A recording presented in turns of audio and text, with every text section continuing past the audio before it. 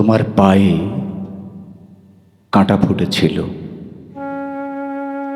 টিটলাগড়ে আলপথে। তখন সন্ধ্যা ঝুঁকে পড়েছে। তুমি বলতেই আমি বললাম, দাঁড়াও, নড়ো না। তোমার পায়ে আমি হাত দেব এই জন্যে তোমার লজ্জা? তোমার পা তো ফাটা ফাটা নয়, লজ্জা কি? তোমার পা কোদালের মতন বড় বিশ্রী নয়, নরম এবং যতটা ছোট হলে মানায়। জাপানি মেয়ের মতন খুব নরম, খুব ছোট নয়। অবশ্য কোনো জাপানি মেয়ের পা আমি পর্যন্ত হাতে ছুঁইনি, যদিও। আমি মাটিতে বসে, হাতে তোমার পা, তুমি দাঁড়িয়ে একটু বেঁকে, শরীরের ভঙ্গি জিজ্ঞাসা চিহ্নের মতন। তোমার লাল টুকটুকে চটি, পায়ের পাতাও লালচে। কোথায় ব্যথা? যেখানে কাঁটা ফুটেছে। কোথায় কাঁটা? আমি জানি না ঠিক। কাঁটার কথাটা আমারই জানা উচিত।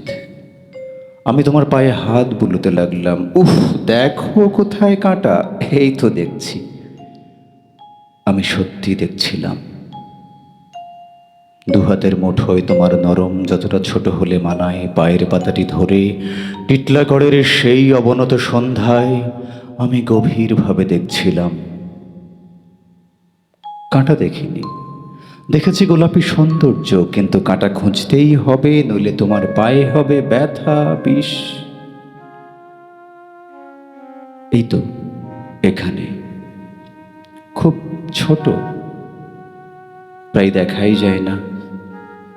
এত ছোট কাঁটা হাত দিয়ে তোলা যায় না।